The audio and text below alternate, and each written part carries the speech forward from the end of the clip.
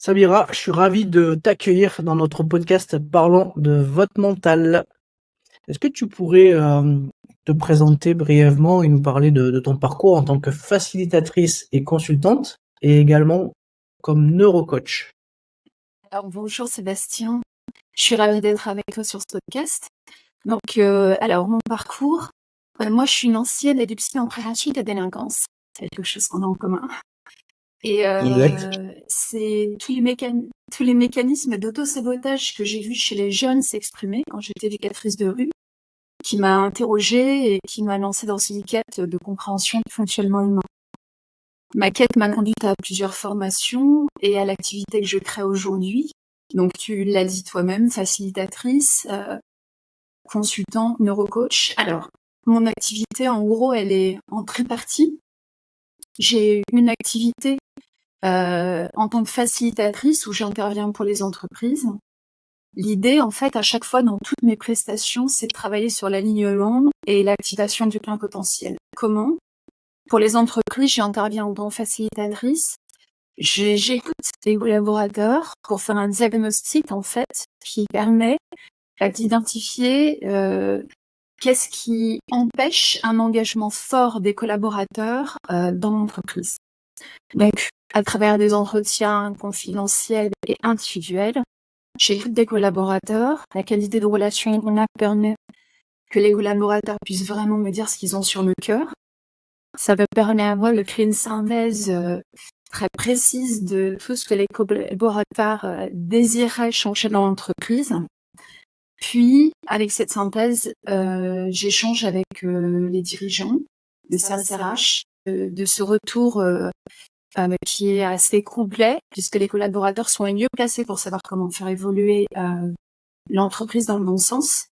Puis ensuite, on fait une synthèse donc à la direction, à toute l'équipe, et on se met en action dans un plan de progrès qui permet, grâce aux axes d'amélioration qui ont été soulevés, de transformer l'entreprise pour que, en fait, elle puisse répondre aux besoins et aux désirs des collaborateurs. L'idée, pour moi, c'est d'être une interface entre la direction et les collaborateurs pour aller en direction des objectifs de l'entreprise tous ensemble. Ça, c'est la première casquette que j'ai. Et dans cette casquette, lorsqu'on est dans le plan de progrès, je suis accompagnée en neurocoaching, donc en coaching, tous les collaborateurs qui ont besoin d'un coaching en bien-être ou en performance. Donc tous ceux que j'ai vus un peu fragilisés, tous les gens qui en ont besoin pour du mieux-être personnel et professionnel, et tous les gens qui auraient des problèmes de confiance liés à la performance. Donc voilà, et avec mon associé Frédéric, lui, travaille sur toute la partie collaboration, facilitation du travail d'équipe. Bon, on accompagne l'entreprise. Le deuxième point important pour moi, c'est l'accompagnement des dirigeants. Donc on est toujours dans l'alignement. Cette fois, on n'aligne pas la direction, les collaborateurs en direction de la vision.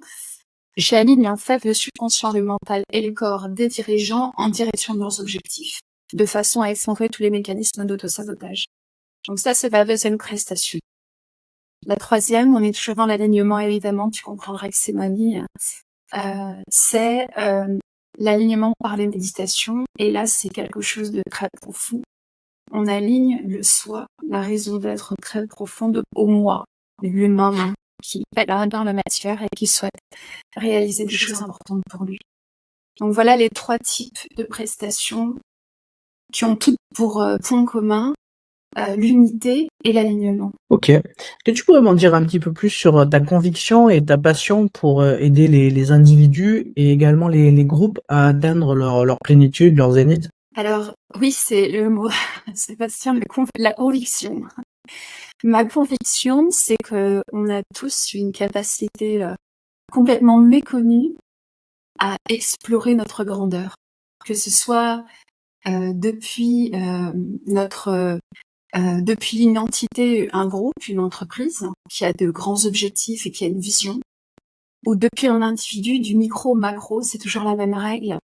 On a une vision et ce qui est important pour moi, ma conviction, c'est d'apprendre les règles du jeu JE pour pouvoir comprendre en fait comment rassembler toutes ces équipes, qu'elles soient des collaborateurs, un service RH, une équipe R&D, ce que tu veux, ou que ce soit notre mental, notre subconscient, notre corps, quelle que soit la nature des équipes à l'échelle individuelle et collective, en fait, je suis convaincue et j'ai vérifié que lorsqu'on connaît les règles du jeu, on peut rassembler nos équipes et avoir énormément de puissance pour atteindre nos objectifs. Donc ça, c'est vraiment ma conviction. Et ce que j'ai observé en tant qu'éducatrice et ce que j'observe aujourd'hui en tant que consultante ou en tant que neurocoach, c'est vraiment qu'on ne connaît pas les règles du jeu. Donc je suis vraiment là pour les transmettre et pour les partager. Ah ouais, je comprends. Alors moi qui viens du domaine du sport aussi, du sport de haut niveau dans différentes disciplines, je trouve ça intéressant parce que si je mets un peu ma casquette un petit peu de coach dans le domaine du sport, ce que je trouve intéressant, c'est que très souvent on essaye de faire, alors pour qu'il y ait une plénitude de l'athlète dans sa manière de s'exprimer, on essaie finalement de l'amener à être plus dans le jeu, c'est-à-dire s'amuser, prendre du plaisir et finalement être, enfin voilà, pratiquer, faire ce qu'il sait faire pour éviter, enfin on va comment dire, on va ici inviter l'athlète aussi à se détacher de l'enjeu et donc le résultat, parce que finalement il y a les moyens qu'on se donne pour arriver à gagner.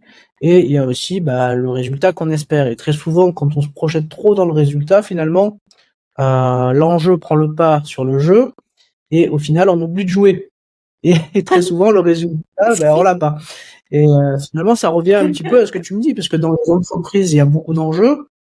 Et pour, on va dire, satisfaire les enjeux, les résultats de cette entreprise, il faut aussi que les collaborateurs qui sont tous dans le même bateau à différents postes, différentes missions, doivent finalement aussi prendre du plaisir au travail dans ce qui est leur mission, qu'on pourrait qualifier d'être leur jeu en fait, leur jeu à eux, se faire plaisir dans ce qu'ils savent faire.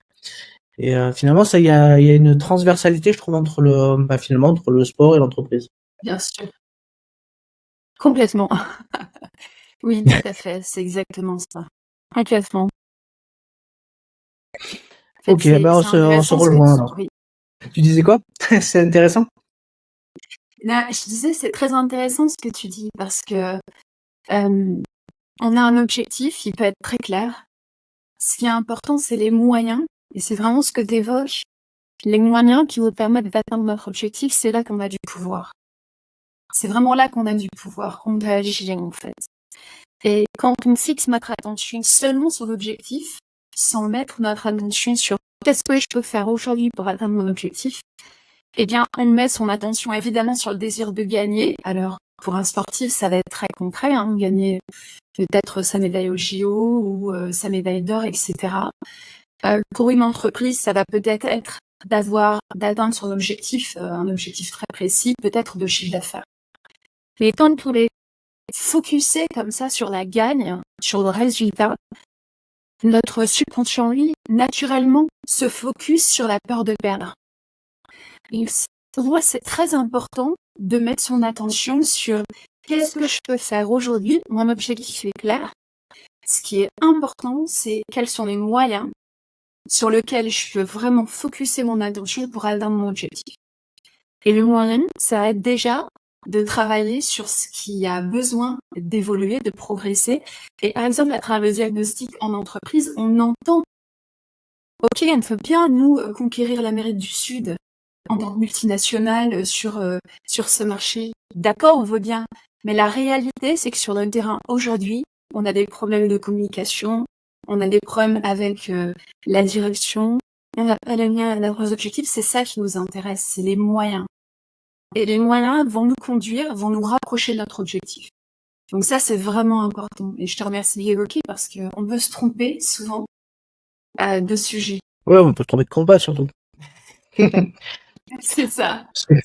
Parce que finalement, voilà, si on regarde un peu la psychologie du sport, souvent, il y a aussi quelque chose qui est important, c'est on apprend les athlètes à être focus sur ce qui dépend d'eux, c'est-à-dire les moyens qu'ils se donnent pour y arriver, et on essaye d'un point de vue conscient de les amener à travailler sur ce qui est aussi inconscient chez eux, c'est-à-dire se focaliser sur ce qui ne dépend pas d'eux. Par exemple, je te dis une bêtise, je sais pas moi, un supporter qui t'insulte ou quelqu'un qui te parle mal pendant le temps où tu es en train de jouer un point important et finalement, bah, plus focalisé sur ce que tu dois faire, mais tu es focalisé sur la personne que tu as entendue et qui finalement, je sais pas moi, t'a injurié ou quelque chose. Et souvent, c'est quelque chose d'important de le travailler dans le sport parce que ça arrive régulièrement. Je veux dire, aujourd'hui, il y a énormément. Alors, si je prends le cas du tennis, par exemple, il y a énormément d'enjeux de parieurs sportifs qui se déchaînent après les matchs sur des athlètes parce qu'ils ont misé en fait sur des paris sur des athlètes dans le sport et ils reçoivent enfin beaucoup des menaces de mort, des insultes parce que au final ils ont fait perdre de l'argent à des gens qui ont parié sur un résultat. Et dans le sport, voilà, je trouve que c'est important de pouvoir aussi travailler là-dessus, pouvoir être au moment T, être performant sur ce qu'on doit réaliser et pas se distraire de quelque chose qui va nous amener, on va dire, dans le chemin obscur qui va te faire perdre. C'est ça. Ouais, c'est un Voilà, bon, gros j'essaie de défi, faire des hein. parallèles entre le sport et l'entreprise, mais bon, voilà, c'est comme Mmh. mon domaine de compétences, il est quand même très axé sur le domaine du sport, puisque moi, après, j'ai travaillé alors dans le modèle associatif, donc du coup, des souvent qui fonctionne comme une entreprise, mais avec des bénévoles et des salariés. Donc souvent, bah voilà, toutes ces problématiques-là dont tu parles, qu'on peut retrouver dans les grands groupes, on les retrouve aussi dans des très grosses associations sportives qui gèrent de l'humain, qui gèrent des événementiels et beaucoup de gens. Bien Donc sûr. c'est super intéressant de faire les différents parallèles. Alors je vais passer au portrait chinois. Je sais pas si t'es adepte des portraits chinois. Moi, j'aime bien faire un petit portrait chinois de mon invité dans chaque épisode. Ça permet un peu voilà, de se distraire un petit peu et de voir un peu le relief. Et ensuite, bah, du coup, on parlera un peu de la dimension du mental à travers, bah, du Mmh. coup, ta compétence. Alors, on va commencer par le petit portrait chinois. Si tu étais une couleur, laquelle serais-tu et pourquoi? Alors, si j'étais une couleur, j'en serais 2, excuse-moi, je joue pas le jeu. Je serais le doré, je crois, et le bleu roi. Alors pourquoi? Parce que j'ai toujours aimé ces 2 couleurs depuis que je suis petite et je trouve qu'elles portent une énergie particulière. J'ai toujours aimé, le doré pour sa lumière. Pour moi, en fait, le doré, ça évoque, ce qui est sacré, ce qui est beau, ça évoque, le subtil.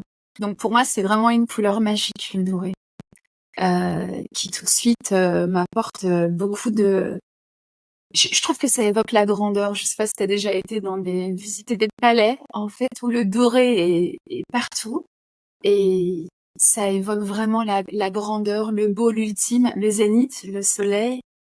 Donc c'est très, très intéressant. Et le bleu roi, c'est toujours une couleur qui m'a attirée pour son éclat. Je trouve que c'est vraiment, une couleur qui évoque la vie, et j'adore le bleu et particulièrement le bleu roi, probablement pour son côté éclatant. Donc ce sont mes 2 couleurs. Ok, oh ouais, bah écoute, moi je suis plus sur les couleurs un peu qu'on retrouve souvent en Méditerranée pour atténuer la Ouais, chaleur, c'est-à-dire le blanc et ouais. le bleu de la mer un petit peu. Enfin voilà, on retrouve un peu ces couleurs bah, plutôt dans le sud, en Méditerranée, en Grèce. Je sais que je l'ai vu en Tunisie, au Maroc. Enfin voilà, j'adore ces couleurs en fait. Mmh mh. Je trouve que c'est des couleurs qui sont reposantes pour l'esprit, je trouve.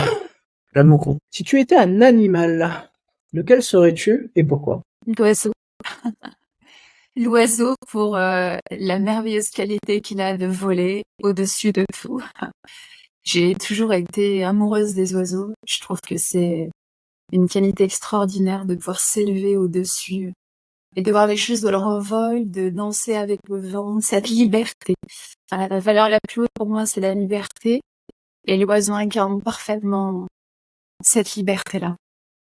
Donc l'oiseau sans aucun doute. Ok. Un oiseau en particulier? Les oiseaux, tous ceux qui savent voler. Ça, Alors, si tu devais être un lieu géographique, quel lieu Mais serais-tu et pourquoi? je serais sans aucun doute les pyramides d'Égypte. Pourquoi? Parce que depuis que je suis enfant, je suis fascinée par l'Égypte, par ses pyramides, par leur mystère. Donc, du fond du cœur, les pyramides d'Égypte. L'Égypte.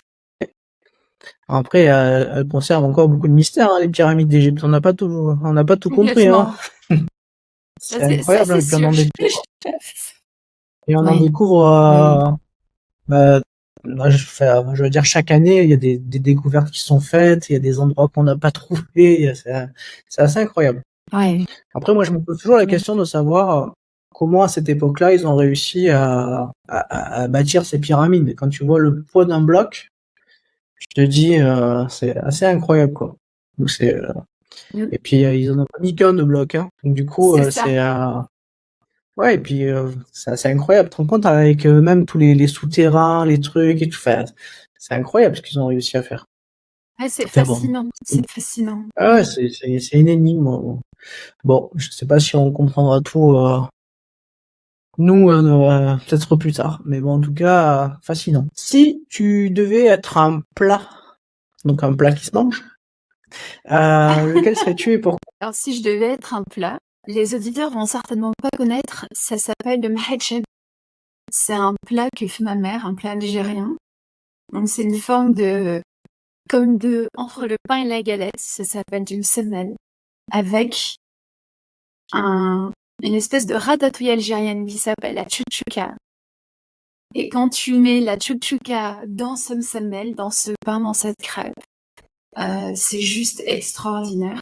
C'est vraiment le souvenir d'enfance le plus fort que j'ai, parce que ma mère passait des heures à faire ça. Et quand je voyais le temps qu'elle consacrait à nous faire ce repas, j'étais toujours, ça m'interloquait. Je me disais comment une maman peut passer autant de temps à cuisiner alors que moi je suis intimidée par un helper. Mais je pense que il y avait tout l'amour de ma mère. Et ça, c'est un truc qui est resté vraiment dans mon cœur. C'est tout l'amour d'une mère qui peut tout donner pour nourrir ses enfants. Et je pense que ce plat représente pas plus l'amour de ma maman.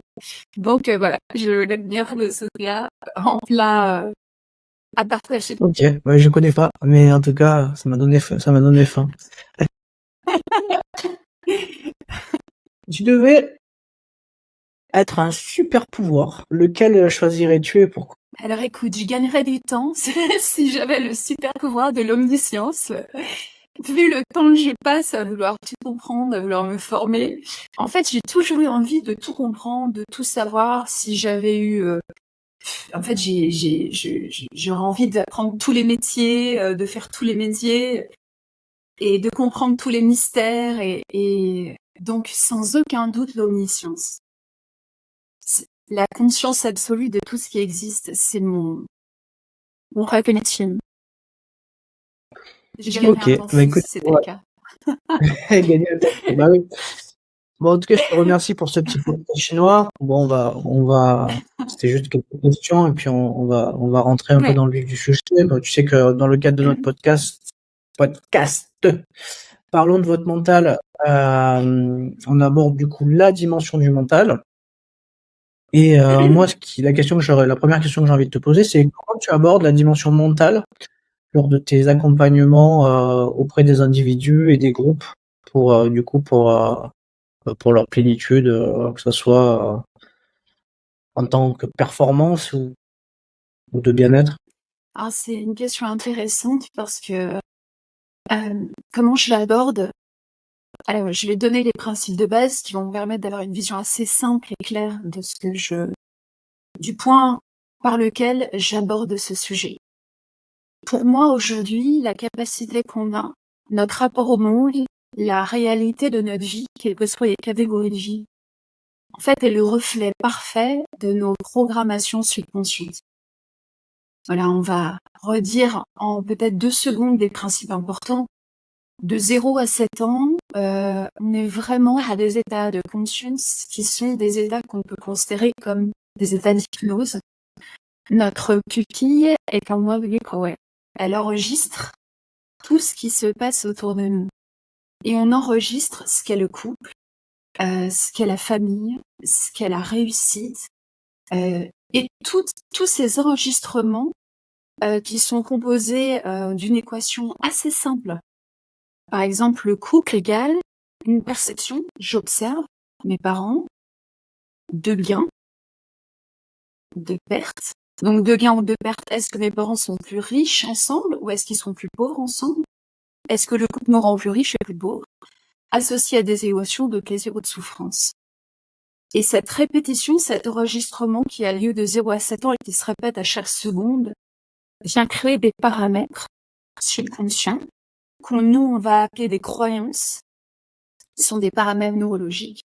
Et ces croyances, en fait, ça va vraiment être une boîte noire en tant qu'adulte. Et ces croyances vont ou être des croyances limitantes ou des croyances qui vont favoriser, en fait, l'atteinte de nos objectifs. Donc, je pars de là parce que si on ne comprend pas ça, eh bien, en fait, on ne comprend pas qu'on doit être l'allié de notre subconscient et ne pas se battre, ne pas lutter contre nos programmes. On ne gagne jamais contre les programmes. Le subconscient, il a 95% de relations synaptiques avec le corps. Donc, lorsqu'on a des croyances, il faut comprendre que les croyances engagent le corps à être 15%. Donc, si j'ai associé à la cigarette, c'est du plaisir, un sentiment d'appartenir à une famille, d'avoir des amis auprès de moi, le sentiment de liberté quand j'avais 16 ans parce que je fumais, et le plaisir que les copains avaient à me vendre leur clope, moi la fumée. Si j'ai le maintien de cette équation active dans mon subconscient, ça va être très difficile pour moi d'arrêter de fumer. Je vais me battre contre mon subconscient qui, lui, se dit « Mais attends, la cigarette, c'est du plaisir. » Et moi, je suis là pour te conduire vers le plaisir. Donc, c'est vraiment important de comprendre comment le cerveau fonctionne, comment le subconscient engage le corps. Et c'est la première chose que je dis à mes clients, c'est « On n'est pas là pour se battre contre nos propres systèmes. » Si j'ai pas envie de jouer sur un programme, si le programme que je regarde sur mon écran ne me convient pas, je vais pas casser mon écran. Si je fais du no-code, si je sais coder, je vais changer mon programme. Bien, en fait, c'est vraiment la première chose que j'apprends à mes clients. On fait un diagnostic de ce qu'ils veulent transformer. On regarde le programme qu'ils ont validé dans leur enfance par rapport à cet objectif. Évidemment qu'on observe à chaque fois que le programme n'est pas cohérent avec l'objectif. Souvent, c'est des objectifs de chiffre d'affaires dans les dirigeants. Et en fait, ils n'ont pas un réservoir, une norme qui correspond à leurs ambitions. Donc, le programme n'est pas cohérent avec l'ambition. Et c'est sur ça qu'on travaille. Et pour finir là-dessus, c'est important. Je pense que quand on apprend les règles du jeu JE, on n'a plus besoin de se battre contre soi. C'est plus un chiot qui sait dans la souffrance. On apprend les règles du jeu de chaque part de nous, notre subconscient, notre système émotionnel, notre corps. Et ensuite, on apprend à collaborer, à parler le même langage et à donner la bonne information. Donc voilà le pilier important avec lequel je commence. Et ensuite, on adapte évidemment par rapport à l'objectif de chaque individu les séquences dont il a besoin pour atteindre son objectif. Ok, c'est super intéressant de pouvoir on est toujours un peu dans dans cette histoire de jeu et de cet apprentissage inconscient qu'on a sur les on dit souvent que les premières expériences de la vie, en gros, qu'on se construit entre 0 et 6 ans, c'est hyper important pour sa confiance, son estime et que voilà, tout ce qu'on va mettre en œuvre à ce moment-là, c'est en tant que parent, c'est important en tout cas d'être vigilant sur cette période-là parce que finalement on construit beaucoup de choses et les carences souvent qu'on retrouve à l'âge adulte, mais finalement c'est des carences qu'on a comment dire, non, on construit pas des carences, mais en tout cas c'est des carences qui viennent de cette période-là de son enfance. C'est ça. Et ce que je dis souvent à mes clients, et ils sont souvent surpris, c'est quand ils viennent me voir, ils me disent, mais moi, j'ai toujours été comme ça, je suis comme ça. Et je leur dis, ça n'existe pas. On a des conditionnements, d'accord. On a des paramétrages, notre subconscient est paramétré, ça c'est d'accord. Par contre, ce qui est fascinant chez l'être humain, c'est sa plasticité. Et les gens, ils sont très surpris de s'être identifiés à un trait de caractère ou à un trait de fonctionnement, etc. Qui disent, mais moi, j'ai toujours été comme ça ne changera jamais. Et au bout des fois d'une seule séance, parce qu'ils ont compris la mécanique, en fait, ils se libèrent. Et ils me disent, mais jamais j'aurais pensé avoir accès à ça. Et c'est vraiment la merveilleuse nouvelle, l'élément fondamentalement important, c'est notre plasticité à n'importe quel âge de transformer tout ce qu'on a reçu, en fait, nos blessures, nos croyances, on peut tout changer. Et ça, c'est vraiment quand un slogan publicitaire, c'est une réalité. Et c'est vraiment ce qui me réjouit le plus, et c'est aussi pour ça que je souhaite partager, c'est pour que les gens puissent être vraiment conscients qu'il y a des leviers et qu'il faut juste les connaître. Oui, mais t'as raison. En plus, il y a des études scientifiques qui sont faites dans le domaine, hein, où finalement on arrive à voir par le biais d'imagerie des zones du cerveau qu'on active. En fait, quoi, il y a plein de choses qui sont intéressantes dans ce domaine-là, hein. Donc voilà, non, c'est pas un slogan, c'est vrai.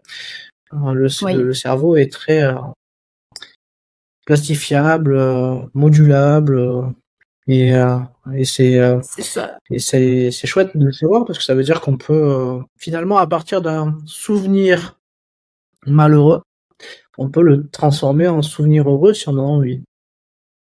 On va le voir d'une autre Exactement. manière, en fait. C'est tout à fait ça. Parce que souvent, c'est Oui, l'émotion. on a un libre C'est souvent arbitre. l'émotion qui cristallise le souvenir. Hein, Complètement. c'est ça, c'est C'est l'émotion tout à fait qu'on a ça. vécue. Et finalement, cette émotion-là, en fait, elle cristallise le souvenir dans notre perception à nous. Ceux qui ont vécu le même souvenir que nous parce qu'ils y étaient, ils l'ont peut-être pas vécu de la même manière, donc ils l'ont cristallisé d'une autre façon. Donc c'est toujours intéressant aussi peut-être souvent comment dire, quand on a l'occasion de le faire, de revivre des souvenirs douloureux, mais d'en parler avec des gens qui l'ont vécu avec nous, parce que du coup, ils n'ont pas peut-être la même réalité de ce qu'on a vécu, puisque chacun a sa cartographie du monde, finalement. Tout à fait. Tout à fait. Oui. En fait, c'est notre point de perception qui crée la polarité de notre expérience. C'est-à-dire qu'avec une mauvaise expérience vécue, à partir de l'endroit, du point de perception d'où je la regarde, je peux en faire une expérience affreuse, traumatique. Je dois en faire en fait une expérience équilibrée entre ce qu'il y a eu en souffrance et ce qu'il y a eu en fait en force. Donc cette expérience, à la fois, elle a été difficile à vivre, elle m'a challengée, elle m'a défiée, ça a été une épreuve énorme. À la fois, elle m'a permis une transformation qui fait qui je suis aujourd'hui.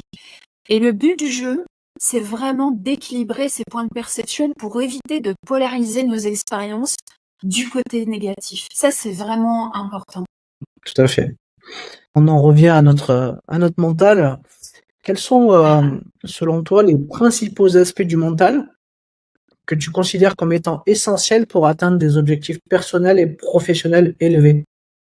Alors, pour moi, ce qui est important dans le mental pour atteindre nos objectifs personnels et professionnels, alors, moi, je l'ai évoqué un peu tout à l'heure, ma spécialité, le point avec lequel j'aborde le mental, c'est vraiment l'alignement neuro-émotionnel. Donc c'est vraiment ce qui me différencie moi d'un coach mental. Je ne suis pas coach mental et ça tu le sais bien.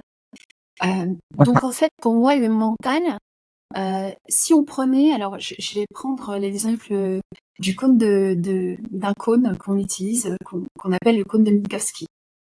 Le mental, si on prenait cette pyramide, en fait, il surplombe la pyramide, il est tout en haut. Pourquoi?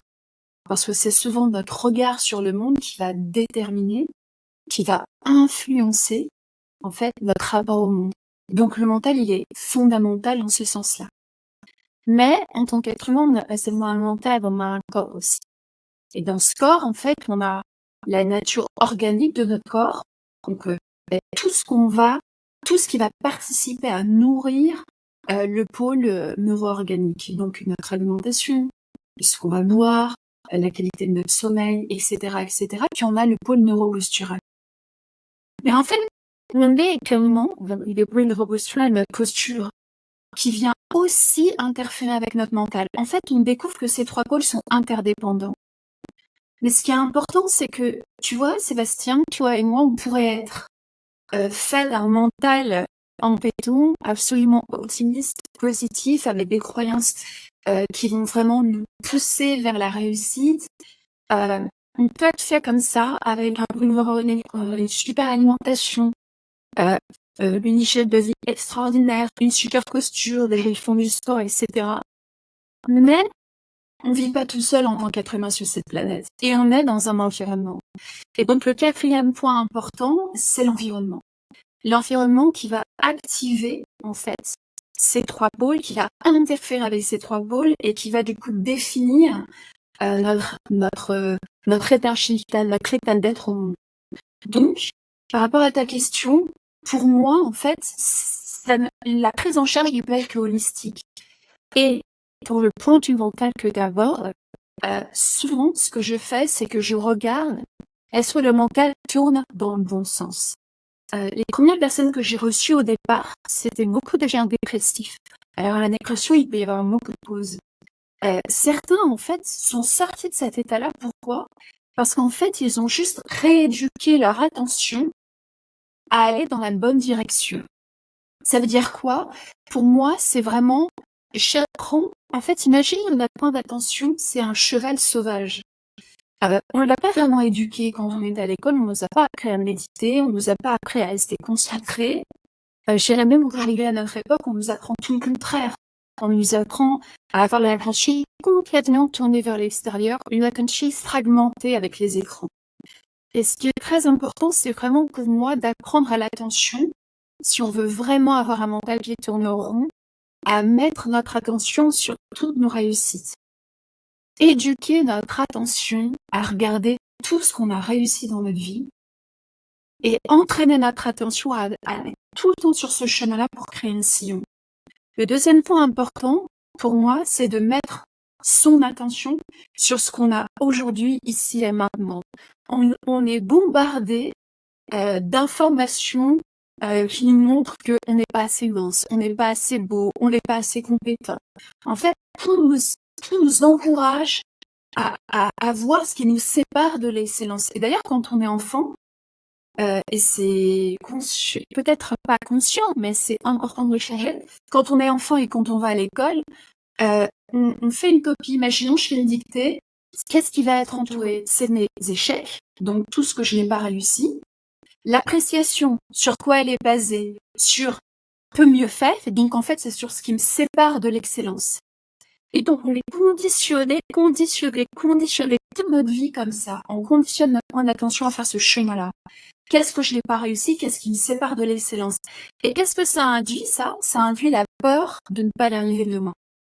Et ça, c'est vraiment la première chose que je travaille avec mes clients. Pour moi, les échecs n'existent pas. C'est juste des tentatives où on a appris. Donc, on a eu plein de tentatives, plein d'expériences d'apprentissage qui nous ont rapprochés de la réussite. Et on a eu des réussites. Donc, on va entraîner notre point d'attention à aller voir nos réussites. On va entraîner notre point d'attention à voir tout ce qu'on a. On a la chance, peut-être, d'avoir de la santé, d'être dans un pays où on n'est pas en guerre, d'avoir de quoi manger. On a peut-être la chance d'avoir des gens qui nous aiment.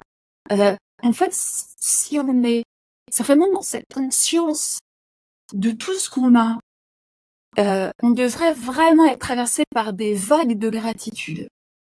Et quand on fixe notre attention sur nos réussites dans le passé, quand on fixe notre attention, et là je parle d'une attention vraiment émotionnelle qu'on ressent par nos émotions, sur tout ce qu'on a et qui fait de nous à être riche dans le moment présent, alors naturellement notre subconscient, quand il va se projeter vers notre objectif dans le futur grâce aux exercices de visualisation qu'on va évoquer quelques instants, et qu'il se projette avec confiance, parce qu'il se dit j'ai toujours réussi, je réussirai toujours, et j'ai tout ce qu'il faut pour y arriver.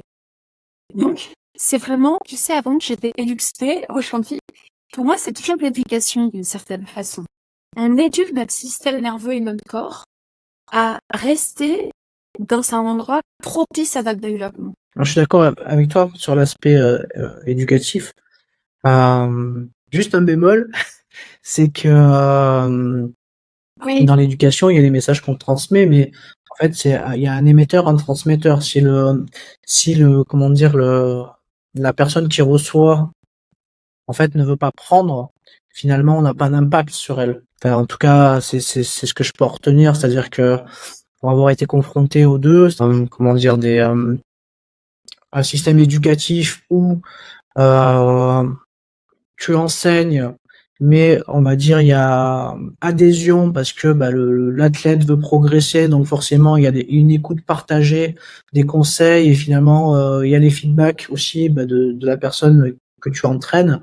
Donc finalement ça crée c'est comme le feu de cheminée quoi. Je veux dire tu entretiens la flamme éducative et finalement bah, t'en donnes et t'en reçois et voilà ça fait quelque chose qui marche bien quoi.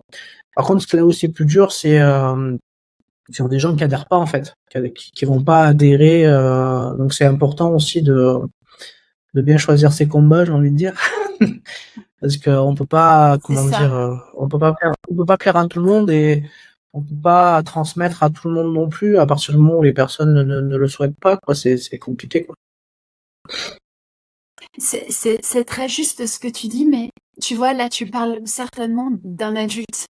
Moi, quand je te parle, tu sais, de l'école, c'est sans jugement, hein, mais je te parle d'un enfant qui est en état Mm. d'hypnose et qui donne, en fait, qui ne peut se référer qu'aux adultes. Et ça, c'est très important parce que quand on est enfant, euh, en fait, on nous laisse entendre, mais c'est la société qui veut ça, que c'est l'adulte qui va être le miroir, le reflet, et qui va nous dire c'est bien, c'est pas bien.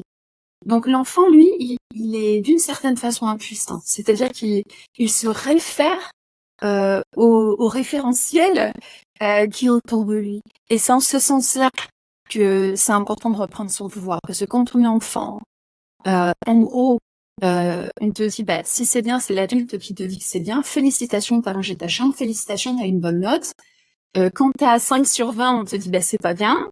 Donc, en fait, tu apprends, tu es conditionné pour voir ta valeur à travers le regard des autres. Et ça aussi, c'est quelque chose, c'est une très grande faiblesse sur laquelle il va falloir revenir. Parce que c'est quelque chose qu'on garde après adulte. C'est, je vois ma valeur à travers le regard des autres. Ben non, en fait. Ça a été des vrais enfants. Ça n'a pas été peut-être la meilleure chose qu'on nous ait appris, mais c'est vraiment important pour moi de reprendre son pouvoir et de ne plus se regarder à C'est travers vrai, la valeur des autres, à travers ce que les autres peuvent nous renvoyer. t'as raison. Après, ça me fait écho à autre chose, c'est-à-dire qu'aujourd'hui, il existe quand même des enfants qui ne sont pas du tout dans ce schéma-là et qui posent quand même beaucoup de soucis, même si parce qu'en fait ils ne voient pas la différence entre eux et les adultes, donc finalement ils vont pouvoir s'exprimer aux adultes de la Mhm. même manière qu'un autre adulte pourrait s'exprimer. Donc là je parle des enfants, des enfants que j'ai pu, alors pas forcément accompagner, mais des familles quand j'étais Côtoyer, référent oui. bénévole pour la FEP, l'Association française des enfants à haut potentiel, où on retrouve beaucoup entre guillemets, de difficultés à l'école parce que ces enfants-là, en fait, euh, ne rentrent pas dans le moule de ce qu'on attend d'eux, c'est-à-dire qu'ils sont capables de s'exprimer comme des adultes, réfléchir comme des adultes, avec souvent une grande maturité en termes de réflexion et même de philosophie.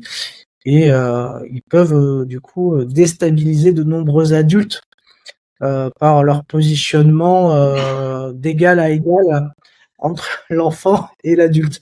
Et du coup, c'est en ça que souvent ils se Oui. retrouvent en difficulté à l'école. Oui, oui, oui, c'est vrai, tu as raison. Et ça, c'est un autre sujet encore. C'est encore un autre sujet, mais tu as raison. Ce sujet-là, c'est pas, c'est complexe et c'est difficile à gérer parce qu'il y a tellement de choses à nous conjuguer. Mais voilà, donc du coup, c'est intéressant. Je trouve que c'est intéressant, en tout cas, ces profils d'enfants qui finalement ont comment dire, une vision du monde que j'aime bien en fait. Parce que du coup, ils ont souvent alors souvent, faut pas confondre haut potentiel avec je suis un génie, hein, mais souvent ils ont comment dire, c'est souvent à travers une passion qu'ils se découvrent. Et souvent, ils arrivent à exceller dans un domaine très particulier. Et souvent, c'est des enfants très créatifs et avec un monde imaginaire très développé. Mm. Alors, on continue sur nos questions. On ferme la page du haut potentiel. Des enfants. Quels sont les exercices spécifiques que toi tu utilises pour aider les gens à renforcer leur mental, à surmonter les obstacles qui se dressent sur leur chemin, en tout cas ceux que tu rencontres? Alors, il y a plusieurs exercices, c'est intéressant ce que tu dis. D'abord, on va regarder, il y a des exercices simples où on peut regarder si la personne, en fait, est alignée aujourd'hui à ce qu'elle fait ou à ce qu'elle souhaite atteindre. Tu sais, quand on est adulte, on se réveille le matin, on commence une journée, mais cette journée qui s'offre à nous, elle n'est pas le fruit de qui on est aujourd'hui. Elle n'est pas le fruit de nos actions présentes, elle est le fruit de notre passé. Et ça, c'est vraiment important de le comprendre parce que quand je me réveille le matin, que je vois mes enfants, que je vais à mon cabinet, je commence ma journée, mais je commence ma journée comment? En assumant les choix du passé que j'ai faits. Et peut-être que la personne que je suis ce matin, que je suis aujourd'hui, n'est plus du tout en résonance avec ça. Mais c'est pour ça qu'on commence toujours par regarder ça avec les clients. C'est est-ce que ce qu'est ma vie aujourd'hui est vraiment au service de ce que veut mon cœur aujourd'hui, de qui je suis aujourd'hui. Parce que quand on voit du désalignement entre ce que je fais et ce que veut mon cœur, ce que je suis, eh bien, on commence à être désaligné et ce désalignement va souvent, très souvent s'exprimer par le corps. Alors, il y a plein de façons, il s'exprime de plein de façons, c'est très créatif. La première façon, ça va être, tu sais, ces forces d'inertie, de fatigue. On se réveille le matin, puis on n'a pas de jus, on n'a pas d'envie, on n'a même pas envie de se lever, ou alors on y va, c'est pénible. Donc, en règle générale, quand on commence à ressentir ça, il y a des questions à se poser sur, en fait, à quoi je consacre mon énergie vitale? Est-ce que c'est vraiment ce qui me ressemble aujourd'hui? Est-ce que ça correspond vraiment à qui je suis? Donc, ça peut prendre la forme d'une énergie faible. Ça peut après prendre la forme d'état émotionnel, de mal-être, sentiment de tristesse. Donc, ça va circuler par le système émotionnel.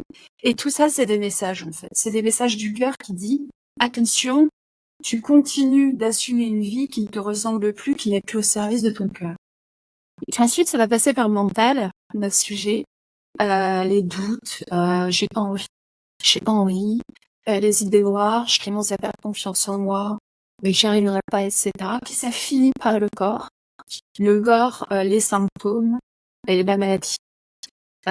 Et tous ces messages, pour moi, qui sont les messages de notre ami le corps, en fait, sont vraiment là pour nous renseigner sur la cohérence et sur l'importance de nos choix dans nos vies. Donc ça, c'est un outil. Le deuxième outil, c'est que quand on a vu qu'on était bien aligné, qu'il y avait de la cohérence entre ce que veut le cœur et ce qu'on fait dans notre vie, donc en fait, c'est comme si, là c'est bon, on a un plan avec bon, on s'est pas trompé de plan. La direction est bonne, la carte est bonne. Quand la carte est bonne, en fait, ce qu'on va faire, c'est qu'ensuite, on va, tu l'as compris tout à l'heure, reprogrammer nos croyances, nos paramètres neurologiques à ce qu'on veut, en fait, pour qu'il n'y ait plus aucun mécanisme d'auto-sabotage entre mes programmes et ma volonté, mon désir d'atteindre mes objectifs. Donc là, pour ça, en fait, on va utiliser plusieurs outils. L'un des outils les plus importants, c'est des audios, en fait, que j'ai fait en studio sur des bandes sonores qui nous mettent dans des états alpha, delta, donc des états modifiés de conscience qui permettent un état d'hypnose. Donc en fait, c'est vraiment des moments où les bords du subconscient se réouvrent et on peut reprogrammer notre subconscient à de nouvelles normes. Si ma norme, c'est de gagner beaucoup d'argent et que je viens d'un milieu où justement il y avait beaucoup de polarité, de sentiments de perte avec l'argent, de souffrance, eh bien il va falloir que je commence à reprogrammer mon subconscient en lien avec l'argent, à du bien et à du plaisir.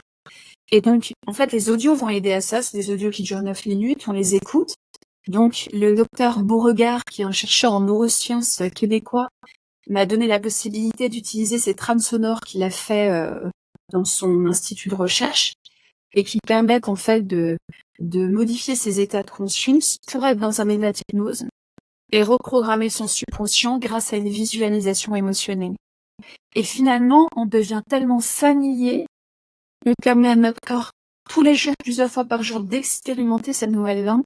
Et à un moment donné, en fait, elle devient la norme. C'est comme si, finalement, on désire donner un pied à la croyance du passé pour prendre sa place. Et quand cette norme prend la place, quand ma norme devient la réussite financière, la confiance en moi, eh bien, j'observe, le subconscient engage le corps à 95%, que, en fait, tout vient à moi. Pourquoi? Parce que, en fait, on ne peut recevoir que ce qui est déjà en nous. Donc, si je crée une norme qui me permet vraiment d'intégrer de façon très profonde dans mon subconscient et dans mon corps, que maintenant, c'est de gagner beaucoup d'argent, d'être à l'aise avec ça, et j'associe cette nouvelle norme à mes valeurs les plus hautes, la liberté, le partage, l'amour, etc. Alors, mon subconscient va engager le corps et je vais avancer vers mes objectifs avec beaucoup de fluidité. Et ça, à chaque fois, j'ai vu je pense à une femme qui gérait du maraîchage, gérait une équipe, et elle voulait se mettre à son compte, elle avait pas du tout, les bonnes conditions, le profil, le mindset, les séquences pour être dirigeante. Elle a fait ses audios plusieurs fois par jour pendant plusieurs mois et c'est incroyable comment elle s'est transformée. C'est-à-dire que son subconscient a vraiment intégré, et le corps aussi de façon très profonde, cette nouvelle identité de dirigeante. Et qu'est-ce qui s'est passé? Le naturel des contrats, les choses se sont faites naturellement. Donc ça, c'est vraiment important de comprendre que le subconscient va toujours vers sa norme. Donc je commence par intégrer une nouvelle norme et ensuite, en fait, on met en place le plan d'action qui permet d'atteindre nos objectifs. Donc là, pour répondre à la question, les outils qu'utilisent les personnes que j'accompagne. Ok. Toi, dans tes interventions en tant que facilitatrice et consultante, quelles sont les principales problématiques d'un point de vue mental que tu rencontres fréquemment chez les individus ou dans les groupes et comment tu les abordes? Alors, ce qui ressort beaucoup, c'est, tu sais, la chose qui me touche certainement le plus, c'est qu'on a tous, par instinct surhumain, créé les mécanismes en fait de protection. Et ce que j'observe, c'est qu'on a tellement été formaté, conditionné, on a tellement de conditionnement qu'on s'est beaucoup coupé de notre vérité intérieure. Ça, c'est la chose que j'observe le plus. Des personnes qui ont pris une direction dans leur vie qui correspond pas du tout à ce qu'elles sont véritablement. Des personnes qui n'osent plus exprimer leur vérité. Et une sacrée des nœuds, évidemment. Des personnes qui désirent quelque chose, mais n'ont pas les moyens, parce qu'ils ne connaissent pas les règles du jeu, d'atteindre leurs objectifs. Et donc ça, c'est vraiment pour moi important. Il y a aussi beaucoup dans les gens des personnes en fait qui sont en souffrance émotionnelle. Pourquoi? Parce que elles ont tout le temps réprimé leurs véritables émotions, ce qu'elles pensaient, ce qu'elles ressentaient. Et cette répression émotionnelle donne vie à des expressions corporelles, du mal-être, de la souffrance, et du coup souvent j'ai pu voir des aspects un peu dépressifs, sans que ce soit une dépression forte, mais je vois en fait que ce sont des personnes qui se sont éteintes parce que justement elles ne sont plus connectées à leur vérité intérieure. Et c'est aussi ce qui m'a conduite à continuer mon travail vers la méditation ensuite parce que je me rends vraiment de plus en plus compte que on a été d'une certaine façon, on s'est coupé de notre vérité intérieure. Et pour moi, c'est vraiment il y a comme paradoxe, c'est un peu tous ces aspects-là, tous ces conditionnements, en fait, c'est qu'on détricote. Chaque personne a ses aspects particuliers et on regarde en fonction d'objectifs de la personne, qu'est-ce qui empêche, qu'est-ce qui fait obstacle à l'expression naturelle du plein potentiel de cette personne. Parce que, je veux juste te dire ça, notre véritable nature, c'est l'expression naturelle de notre potentiel. En fait, ce qui empêche le fait qu'on se déploie pleinement, naturellement, c'est vraiment tous ces conditionnements, toutes ces émotions réprimées, tous ces micro-traumas, toutes ces croyances. C'est toutes ces petites choses qui empêchent que le fleuve coule naturellement dans l'abondance. Okay. Comment tu aides les personnes à, parce que souvent on parle beaucoup de psychologie positive à notre époque. Et alors du coup, tout ne peut pas être positif, hein, on est d'accord, mais on essaie de cultiver une certaine mentalité positive et résiliente face aux défis et aux revers qu'on peut rencontrer dans la vie. Comment tu aides les gens dans ces moments-là? Comment j'aide les gens à transformer les défis en opportunités? C'est ça ta question, Sébastien? Ouais, c'est un peu ça, ouais, c'est ça. C'est comment tu les aides à cultiver une mentalité positive et résiliente face aux défis qu'ils se mettent et finalement éventuellement aux difficultés qu'ils peuvent rencontrer dans leur vie. C'est vraiment en satellisant en satellisant notre expérience. En fait, tu sais, le satellite, sa grande force, c'est qu'il peut, grâce à la hauteur qu'il a, voir le jour et la nuit en même temps. Et aujourd'hui, en fait, l'enjeu pour chaque être humain par rapport à ses expériences, à ses défis du moment, c'est de prendre suffisamment de hauteur dans son expérience pour pouvoir voir le jour et la nuit dans son expérience, donc la polarité positive et négative. Quand je dis positive et négative, c'est qu'encore une fois, pour moi, rien n'est négatif. C'est-à-dire que tout ce qu'on a, toutes les choses qui viennent à nous sont là pour nous enseigner, sont là pour nous faire grandir. Pour moi, en fait, ce qu'on peut appeler des choses difficiles ou des mauvaises expériences, pour moi, ce sont des cours que nous offre la vie pour mettre le doigt sur quelque chose qu'on n'a pas réglé. Tu sais, on parle beaucoup de l'évolution, c'est quoi? L'évolution, c'est un mouvement qui va de je récapitule, j'avance, et je recule pour revenir sur les notions qui n'ont pas encore été parfaitement intégrées par ma conscience, par mon esprit. Donc, en fait, on va avancer dans nos vies et que on appelle ça le pédomorphisme, on va reculer parce que on a des petites choses qui m'ont impacté ou des choses importantes et ça nous conduit à vivre les mêmes expériences, les mêmes douleurs, etc. Mais si vraiment on est et qu'on a tout ça, la racine de tout ça, c'est pourquoi je suis sur Terre. Si je considère que je suis sur Terre pour avoir une vie pépère, tranquille, eh bien, tous les petits grains de sable qui vont être dans mon rouage, vont me gêner, vont être vus dans ma conscience comme quelque chose de négatif. Si je suis conscient que je suis sur Terre pour progresser, que je suis là pour grandir, comme un chêne ne cesse jamais de grandir, ou n'importe quelle plante ne cesse jamais de grandir. Si je suis là en disant je suis là pour grandir, alors mon esprit va naturellement être disposé à voir dans chaque chose qui vient à moi, en fait, ce que j'ai à apprendre. Et quand on a cet esprit-là, j'allais dire, plus rien n'est un problème.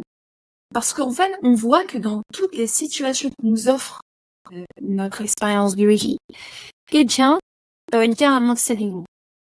Et c'est vraiment c'est fondamental dans les chiffres que j'ai avec mes clients, et c'est quelque chose de libérateur. Les gens sont heureux parce qu'ils ont toujours appris à lutter contre les difficultés. Mais en fait, on n'est pas là pour lutter. On est là pour accueillir et pour rester sur les enseignements qu'il y a dans notre difficulté. Et c'est un enseignement qui va nous faire grandir, aller à notre service. Et comme je leur apprends à accueillir au lieu de lutter, eh bien, ça change complètement leur paradigme. Ça change leur vie et ils se battent plus. Ils s'accueillent, ils observent, ils sont des observateurs.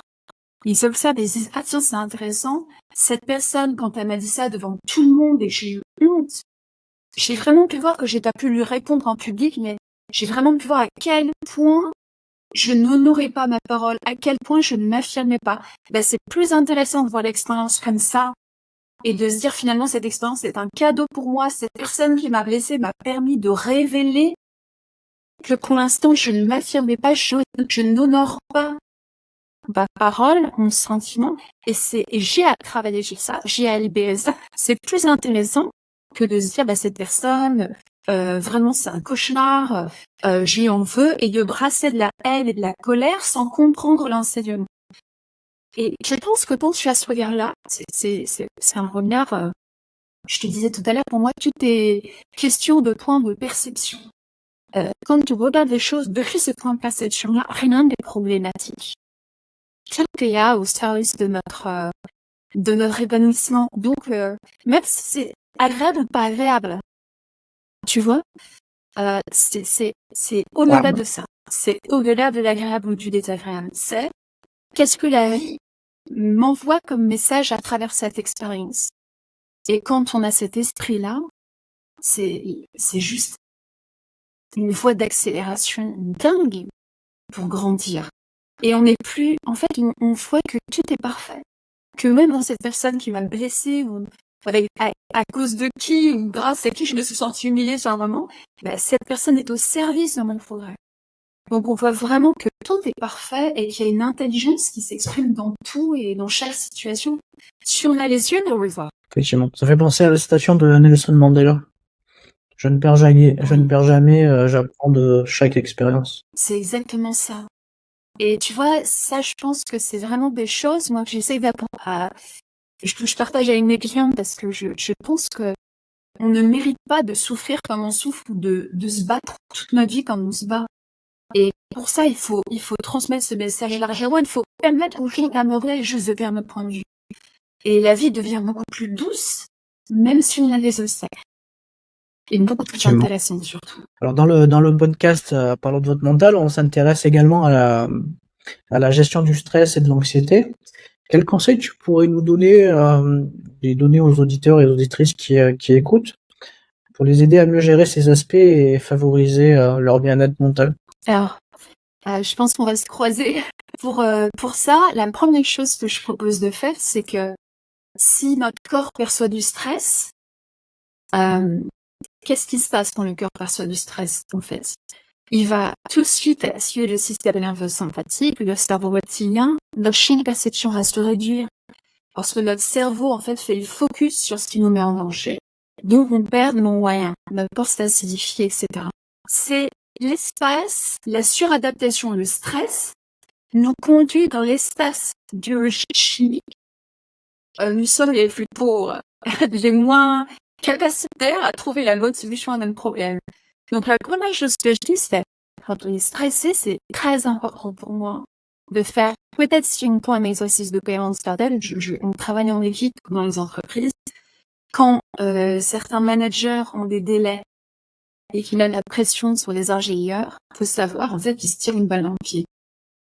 Pour pouvoir permettre aux ingénieurs, par exemple, de trouver une solution à un problème, il faut qu'ils soient en mode créatif. Pour être dans cette espèce de créativité, c'est qu'on est l'hémisphère droit. Donc, l'hémisphère droit, c'est quoi? C'est l'espace, vraiment, où n'est pas, en fait, profondément détendu. Donc, la première chose que je propose, c'est, on check le corps. On prend, et j'essaie de passer beaucoup de temps à faire ça dans la journée, de prendre un instant pour checker mon corps. Est-ce que j'ai les tensions dans mon corps? Est-ce que j'ai une tristesse sur les épaules sous breathing?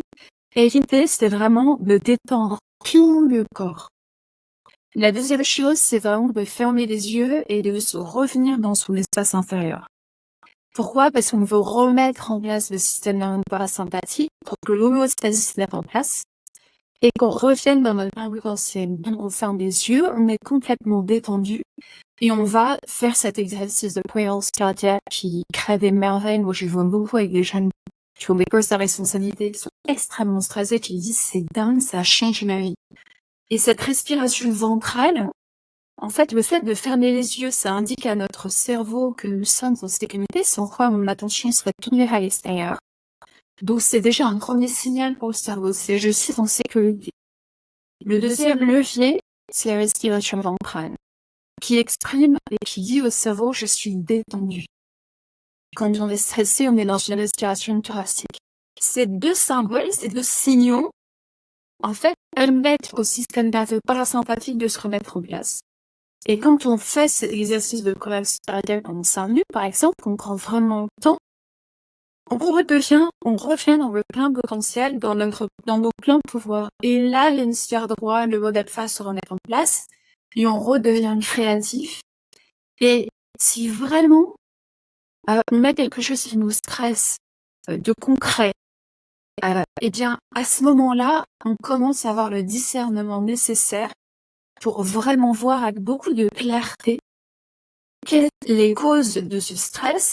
Et ensuite, dans cet état de calme et de créativité, on peut mettre sur notre feuille, dans cet espace de calme, le plan d'action qui va permettre de prioriser, de faire des choix, de relativiser, tout ce qui est venu nous pousser en suradaptation. Donc, tout ce qui est venu activer ce stress. Pour moi, c'est vraiment extrêmement puissant. Ok. Alors, dans ton approche en tant que neurocoach, comment tu intègres la dimension mentale dans l'atteinte des objectifs des dirigeants que tu accompagnes et des individus aussi, les collaborateurs de ces dirigeants? Comment tu t'y prends? Alors, pour les objectifs, c'est toujours intéressant. Comment je y prends? Donc, il y a tout un processus qui permet de définir un objectif, de regarder si on est aligné, etc. Mais c'est vraiment pour la pratique. Donc, il y a pas de, c'est vraiment ferme les yeux, connecte-toi à ton espace intérieur, respire, mets toute ton attention sur ta respiration ventrale. Et quand c'est le cas, on revient tout de suite en alpha. Et là, je demande à la personne, on a plusieurs exercices différents. Par exemple, si en entreprise, ce qui est beaucoup apprécié, c'est l'exercice, par exemple, des 3 colonnes, où on va aller chercher, on va laisser venir à nous des moments de réussite dans notre passé, qui peuvent être parfaitement liés avec l'objectif que tu as. Si ton objectif, par exemple, c'est de pouvoir, comme me l'a dit récemment un manager, passer devant ton top management et il avait vraiment un grand défi, c'est de prouver, de montrer que son projet était ok, qu'il était bon, qu'il pouvait assurer ce projet.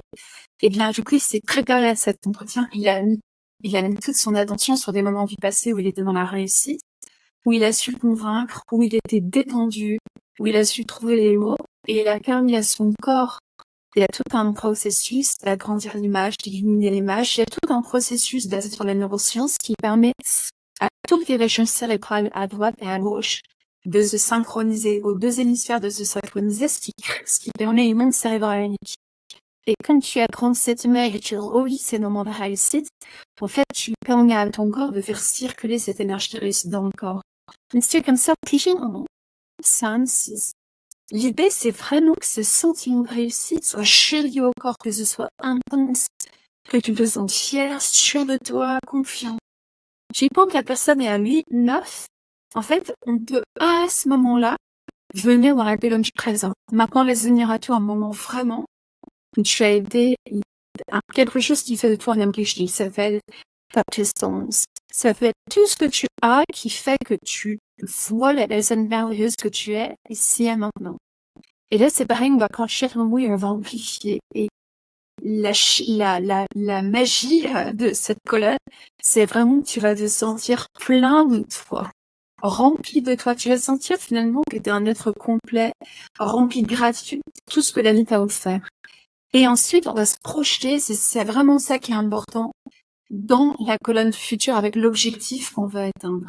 Si l'objectif qu'on veut atteindre, c'est de pouvoir gagner l'attention de ton top management, de réaliser ce chiffre d'affaires, alors du coup, on va projeter cette image un peu comme les personnes qui se préparent pour une course automobile, par exemple. Eh bien, elles vont s'imaginer, ou pour le tennis, pour des gros jeux, elles vont se projeter au même projet l'objectif qu'on voit dans les 6 à 12 prochains mois. Et on se connecte, en fait, sur le plan de l'esprit, puisque le cerveau comprend deux langages, l'image et les mots. Donc, en fait, on va se connecter à cette image et on va ressentir cette manifestation, cette réalité, comme déjà faite, comme présente ici et maintenant. Et je vais permettre à mon corps de vivre l'expérience ici et maintenant. Et c'est vraiment très fort. Les gens ont beaucoup d'émotions, ils se mettent à pleurer parce qu'ils vivent Cette expérience spéciale est là maintenant, donc sur le plan émotionnel, il la vit vraiment. Et ce qui est très intéressant, c'est que au-delà de reprogrammer le subconscient, puisque tu es dans un état d'hypnose, tu es en état alpha, au-delà de reprogrammer le subconscient, le fait que tu ressens ces émotions de ta victoire, ou ce qui compte le plus pour toi, va permettre à tes cellules de ressentir ces émotions. Et en fait, on va activer ce qu'on appelle l'épigénétique. C'est-à-dire qu'on va obliger nos cellules à activer des gènes qui correspondent à notre objectif. Et c'est une transformation cellulaire. C'est pas seulement mental, c'est le corps qui intègre une nouvelle information. Et en fait, on observe de façon très naturelle qu'on devient la personne qu'on souhaite être. Et quand on aime la personne qu'on souhaite être, on réalise les résultats et les réalise naturellement. Donc voilà comment, avec les individus ou les équipes, on travaille sur la réussite. Ok. On va aborder un peu une thématique que j'aime bien et on en parle un peu régulièrement de nos jours parce qu'on passe beaucoup de temps sur les écrans, enfin voilà, on est quand même beaucoup, comment dire ça? On est beaucoup sur les écrans, hein, tout simplement. Est-ce qu'il existe des pratiques, des rituels, que tu pourrais recommander aux auditeurs du podcast pour améliorer leur concentration, leur clarté mentale pour des meilleures prises de décision? Ah, c'est très intéressant ce que tu dis.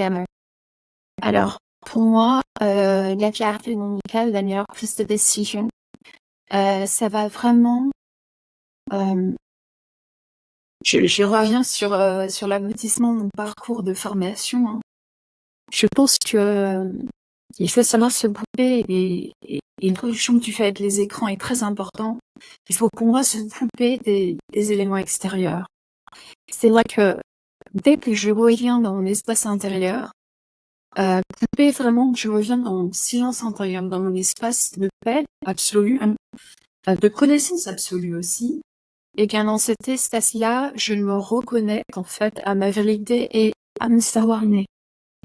Ok. Je le disais tout à l'heure, ce qui fatigue énormément notre mental, c'est que on le sollicite beaucoup trop et pour n'importe quoi. Et ça, je pense que toi, tu peux l'observer également, c'est le mental est un super outil, enfin vraiment à de grandes qualités et merci à lui de nous aider à construire nos vies. Mais il y a vraiment des moments où il faut savoir stopper avec le mental et être là, présent, dans l'instant présent. Et c'est très intéressant de souffrir des moments où on ne pense pas. Tu sais, c'est toujours la même chose pour moi, pour que votre mental soit clair, pour que la vision soit claire. Tu sais, c'est les mots un peu qu'on utilise dans la méditation. Il faut que la terre redescende au sol pour que l'eau soit transparente. Eh bien, pour ça, qu'est-ce qu'on a? On a la méditation. Pour les gens qui n'aiment pas méditer, qui ont du mal à se poser, ils peuvent faire des exercices de cohérence cardiaque. C'est un format qui marche super bien. Alors, il m'entraîne également à marcher dans la nature.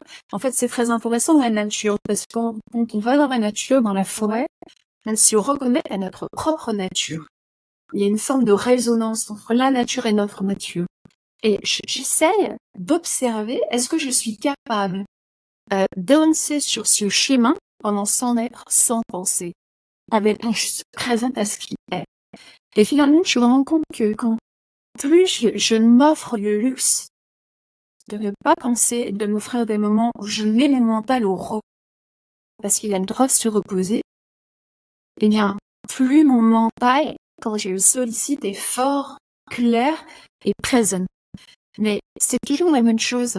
Si j'utilise de façon complètement irrationnelle, sans repos, n'importe quelle chose, sans pause, eh bien je vais l'user. Et en fait, je pense qu'on est nombreux à user notre système mental parce qu'on ne lui donne jamais la possibilité de se reposer. Donc, il y a des histoires qui concernent le mental, il y a des histoires qui concernent le cœur, il y a des histoires qui concernent l'esprit. Et c'est important que chaque système ait la place de s'exprimer. Et donc, ça permet aux autres systèmes pour l'instant de se reposer. C'est vraiment pour moi une sorte de repos, de permettre à ce système mental d'avoir des moments de pause. Laissons-le tranquille par moment. C'est vrai. Puis, on-off. Ouais, Comme c'est ça. couper son wifi chez Il y a soi, la ça fait du bien. drogue aussi. Non. Ouais, c'est ça. Exactement. Couper les écrans, couper le wifi. Couper sa tête aussi. Sa tête, juste pour que le mental puisse... Ah, c'est mon moment de pause. Et qu'on puisse vivre à travers un autre espace. Alors, je voulais te Le yoga, poser par une question exemple, en tu lien. vois. Ah, le yoga. Ah oui, c'est vrai, le yoga. Ouais, Après, moi, tu je suis vois, pas le très... yoga, tu vois, tout... Ouais, le yoga, moi je fais du yoga, je suis toujours très surprise. À la fin de la séance, je me sens solide. Je suis pas du tout dans mon mental, je suis vraiment présente, je suis très consciente. Je suis dans mon corps, mais mon mental, c'est complètement au repos. Le yoga, c'est génial pour ça. Tous les tai chi, tous les qigong, toutes ces pratiques qui permettent vraiment de rééquilibrer et de laisser à place le corps et l'esprit. C'est magique. Moi, je suis un peu Oui, plus je fan des t'écoute, pilates, t'allais mais bon, dire ça se quelque chose. ressemble beaucoup, finalement. Je suis un Oui, peu plus fan des exactement. pilates, mais ça se ressemble beaucoup. Tout à fait. Complètement. Il y a plein de façons de le faire. Tu m'as évoqué une histoire inspirante tout à l'heure, là, d'une dame, en fait, qui voulait qui voulait entreprendre. Est-ce que tu as d'autres histoires inspirantes de personnes que tu as réussi à transformer, finalement, qui a transformé leur mentalité grâce à ton soutien et qui ont connu voilà, des résultats significatifs dans leur vie? Oui, bien sûr. Alors, je suis toujours émerveillée, enfin très touchée quand les gens s'autorisent. Pour moi, c'est de l'autorisation. S'autorisent à exprimer leur grandeur, leur rêve et leur vision. Une autre personne avec qui j'ai été très touchée de travailler, il y en a énormément, hein, mais évidemment, mais c'est une femme qui avait de très très grandes qualités, conscience, d'esprit, de compétences. C'est une femme qui avait des compétences incroyables, qui était coach et, et qui n'arrivait pas à dépasser son plafond de verre financier. Pourtant, quand on regardait concrètement, c'était surprenant parce que elle avait un niveau de compétence remarquable, elle était brillante. Donc il y avait vraiment un problème d'autorisation. C'était une norme. Il manquait une norme. Il manquait cette norme, la norme qui correspondait à son objectif. On a travaillé pendant un moment ensemble, pendant 7-8 mois, et on a justement étudié tous ces systèmes, son référentiel par rapport à l'argent. Et en fait, elle a vraiment travaillé beaucoup les audios. C'est une femme qui avait cette grande qualité aussi de discipline, de rigueur, donc elle a beaucoup pratiqué. Et c'était très intéressant parce que en l'espace d'une année, elle a explosé les objectifs qu'elle s'était donnés. Et pourtant, tu vois, elle avait le même niveau de compétence. Je parle là, tu vois, elle était brillante, elle l'avait toujours été. Mais c'était vraiment une histoire d'autorisation. Donc, cette femme s'est complètement envolée dans son parcours. Il y a énormément de situations qui s'expriment. J'ai moi-même réalisé ce que j'ai créé avec mes audios. C'est-à-dire, j'ai été ma première cliente. Hein. J'ai d'abord reprogrammé mon subconscient aux normes que je voulais atteindre, aux objectifs que je voulais atteindre. Avant d'être un objectif, j'en ai fait ma norme. Et j'ai vu des opportunités venir à moi qui sont juste, qui étaient impensables avant. Donc, on a vraiment, vraiment de grandes capacités, des capacités énormes. Ok. Et ça sera une de nos dernières questions. Quel est ton avis sur l'importance de l'équilibre entre le mental, le corps et l'esprit pour atteindre une performance optimale? Et comment tu intègres tous ces éléments dans ton approche? Oui, c'est une bonne question. Bien, tout à l'heure, tu sais, je t'ai parlé un peu d'une pyramide. Je t'avais parlé tout à l'heure du triangle neurobiologique, là, la pyramide avec le mental, le pôle neuro-organique, neuropostural, l'épigénétique. Donc en fait, on fait un diagnostic par rapport à ce que tu exprimes de chacun de ces pôles. Donc le diagnostic, c'est quoi? C'est comment tourne notre mental. Est-ce que nos croyances sont alignées à nos objectifs? Donc on fait un espèce de diagnostic de ce pôle de perception. Après, on fait un diagnostic avec, moi je travaille avec un médecin, en micronutrition, une naturopathe. Ensuite, on fait un diagnostic du pôle neuro-organique. Est-ce que ce que je mange, en fait, vient alcaliniser mon corps ou est-ce qu'il vient acidifier mon corps? Parce qu'en fonction de ce que je donne à mon corps, évidemment que je ne vais pas produire la même chimie dans mon corps. Donc ça, c'est vraiment très très très important, le fait d'alcaliniser son corps ou d'acidifier son corps, parce que ça va, encore une fois, tous les pôles sont interdépendants. Si j'acidifie mon corps, je te donne un exemple concret, là on est vraiment dans la médecine chinoise. Si à un moment donné, je charge le foie il est relié à la colère. Donc ça va vraiment interférer avec mon mental, mon système émotionnel. Mon système émotionnel parce que je vais le gorger de colère et je vais pas trop savoir pourquoi, alors que concrètement, peut-être, il n'y a aucune raison que je le sois. Et puis, je vais avoir des espèces de pensées, de systèmes de pensée, de mécaniques de pensée, un peu, un peu rageux, un peu tendu. Et ça, par exemple, ça peut être la conséquence sur le plan émotionnel et mental. La conséquence, ça peut être, elle est évidente sur le plan émotionnel et mental, mais la cause, elle est organique. Donc, en fait, ce triangle, il tourne sur lui-même. Tout est interdépendant. Et c'est pareil pour la posture. La posture peut tout à fait bloquer des centres d'énergie qui vont interférer avec les organes et qui vont eux-mêmes interférer avec une corps mental. Donc en fait, on fait un diagnostic de ça, et puis un diagnostic aussi de mon épigénétique.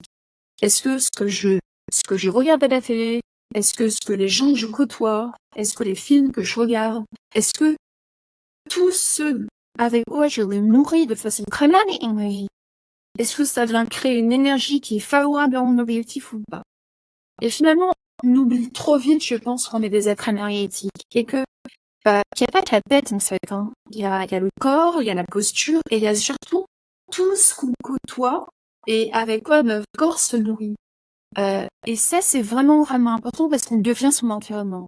Si je maîtrise pas mon environnement, je vais être influencée par mon environnement, peut-être d'une façon absolument contraire à qui je veux devenir. Donc, on fait ce diagnostic sur tous les pôles et ensuite on fait le ménage et on regarde qu'est-ce qui m'apporte de l'énergie, qu'est-ce qui m'en enlève.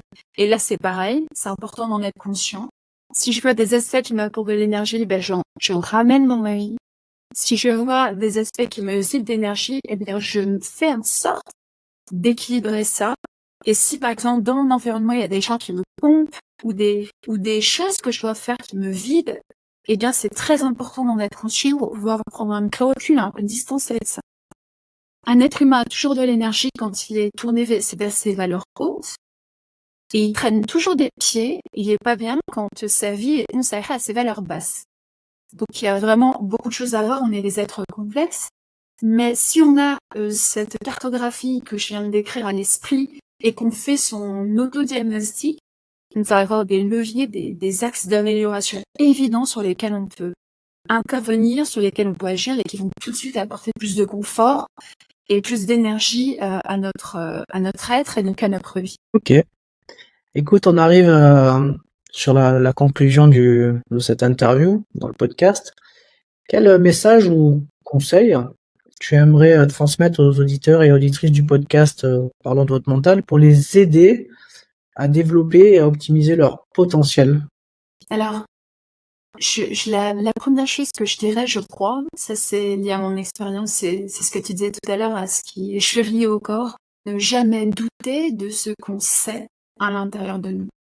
Alors, je suis convaincue qu'on a tous en nous, que dans notre cœur, de façon très profonde, on a la connaissance parfaite de notre véritable potentiel, de qui on est vraiment.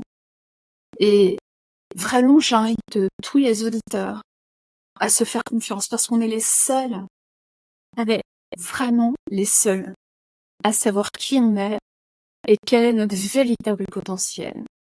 Et ensuite, je les invite vraiment à concentrer toute leur attention sur ce qu'ils désirent en s'autorisant le plus possible à le vivre déjà sur le plan de l'imagination. Et vraiment, s'ils font ça en s'autorisant, en restant concentrés sur leur objectif et en s'autorisant à apprendre ce qu'ils ont besoin d'apprendre dans la matière pour aller vers leurs objectifs, alors ils vont être surpris de voir qu'ils vont avancer dans cette direction. N'écoutez pas les autres. Et je n'écoutez pas les autres, c'est vous êtes les seuls à savoir qui vous êtes vraiment, quelle est votre véritable nature. Faites-vous confiance et soyez profondément conscient de votre pouvoir de création par l'esprit et par le corps. On a de grands pouvoirs qu'on méconnaît. Faites-vous confiance et apprenez les règles du jeu parce qu'on ne peut pas faire l'économie de ça. Apprenez les règles du jeu JE va pouvoir jouer votre meilleure partie dans cette vie. Voilà ce que j'ai envie de dire. Ok, écoute, je te remercie, Sabira, là, pour cette longue interview, mais qui était fort intéressante. Si des auditeurs veulent te joindre ou se renseigner sur ton, ton travail, comment ils peuvent le faire? Oui. Comment on peut rentrer en contact avec toi? Alors, je pense que ils peuvent sur LinkedIn, Sabira Trifi, voilà, on est connectés tous les deux, ils peuvent me voir dans tes relations. Et aussi sabiratrifi.com, mon site internet. Voilà, je suis sur Google. S'ils mettent Sabira Trifi, mon prénom et mon nom, ils auront accès à toute l'information sans problème. Ok, bah Je écoute, voulais te remercier, merci beaucoup. Sébastien.